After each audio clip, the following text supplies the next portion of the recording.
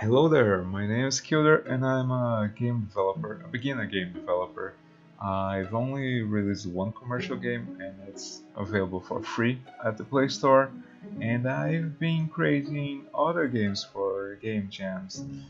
I still didn't set up my video. I don't have a webcam or any sort of camera to record. I still need to set up my phone, so I'm going to use this character. This is a mascot that I'm using for myself. I've created this character a while ago. But anyway, this is a devlog that I've created. I've recorded some of the things that I was working on during this game jam, and I hope you enjoy it. A lot of my video was corrupted, so I don't have much, but it's enough for two videos, two 10 minutes videos. Okay, let's start. I started the jam with the idea of creating everything in 3D. So I've dedicated about 1 hour of my time to try out and find how hard it would be to make everything that way. I've used Blender and Photoshop to create a very quick placeholder machine, and I've tested in Unity, building a mock-up scene. But in the end, I didn't like the results that I got, and it was going to take a lot of time to make it look good, so I've decided to stick to 2D. I started by trying out a few different sketches that I've made on paper, and I got one of the sketches, the one that I've liked the most, and I've placed it into CorelDRAW, and with it I've started to draw some basic shapes. I've used a lot of basic shapes for it because I wanted to keep it very simple, and I wanted to keep as cute as possible. Usually I try to make my characters look cute on my games, and since the theme was based on Christmas, I wanted to make a little cute elf with it. So I've stick to basic shapes, and with it I've started to draw and get other things that I wanted to. So for example, the bangle in the hair, I've used some lines to shape it, and so as the body as well. Unfortunately, I've lost a few of my videos, and this is all that I got for the process of the character design.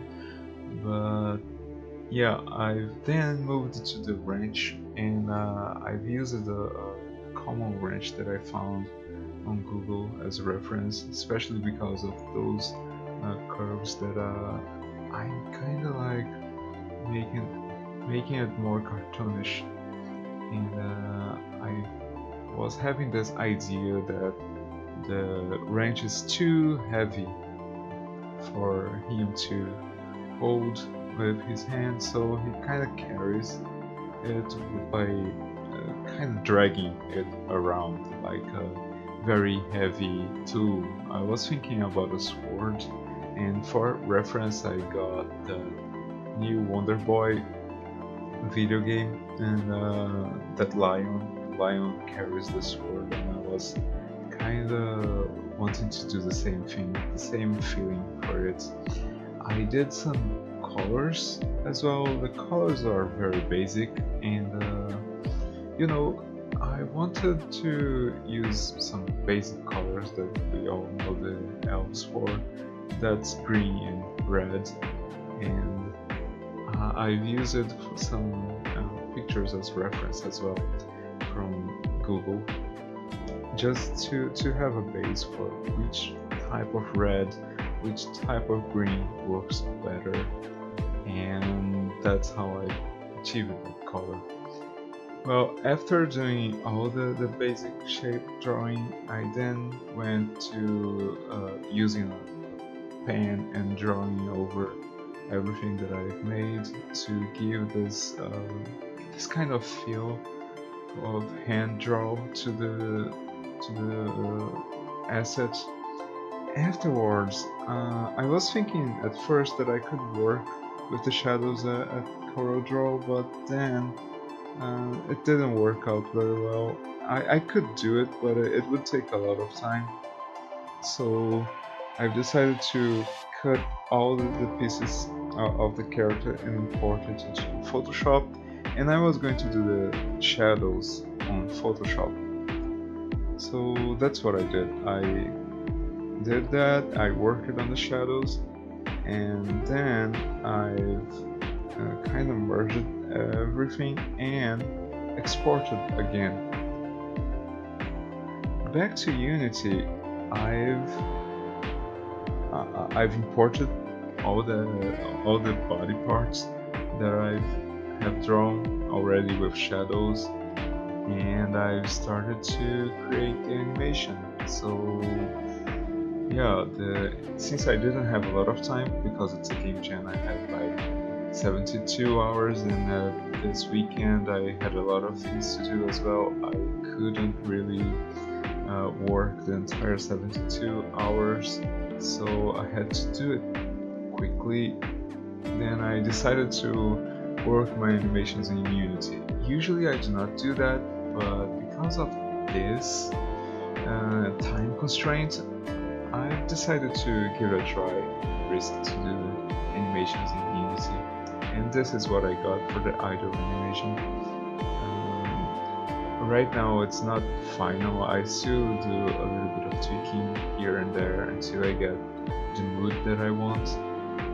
And the same goes for all the other animations, the attack animation. There was a holding animation as well that wasn't used, but it's just an animation where he holds the present and walks with the present as well, kind of like with his left hand lifted.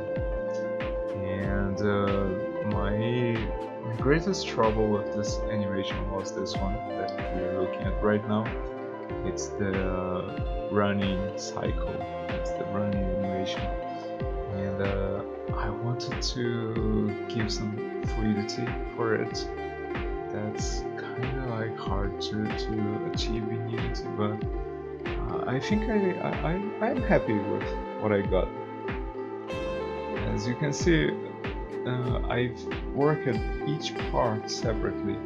So first I into the legs, then I go to the bangles, I go to the head, and lastly I'm going for the wrench, because the wrench, as he goes and runs with it, it's going to be hitting the ground. And I use a lot of other things as reference, like you know, if you're working with this, you can kind of go to Google and look for animation cycles. That will help a lot. After working on the animations, I went back to CorelDRAW because I had to draw other stuff. So we've kind of decided that the character would be 1.5 tiles high, and that's what I'm doing right now. I'm measuring the height of the tiles, and that will be the base for everything else that I'm going to make. So the floor tiles, the machines, everything is based on that tile. That's the unit that we are using. So we kind of work it like saying, oh, this is 2 units high, this is 1 unit high, and that really helps to kind of like give some balance to the game, and everything will look fine afterwards. So I've drawn everything on CorelDRAW, and I did the rest, the animation parts, and on Photoshop. So yeah, again, I've separated everything in layers, and I've put it together, and I did the animation frame by frame. I've worked on the animations for the machines and for the conveyor belts and for everything besides the character, the main character. And afterwards I just exported the animation into frames and place it on Unity. And this is what I got.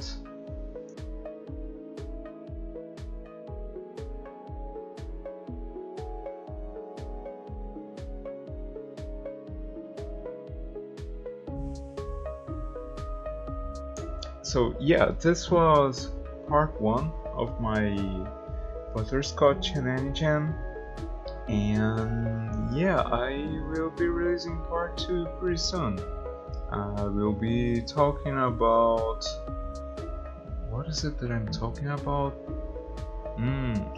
Just minor adjustments on animation and some process on the... oh, I'm going to build the machine on the next video, yeah, and some other things. That's it. I still don't have a camera, so yeah, I'm going to stick with this character for a while. Bye bye.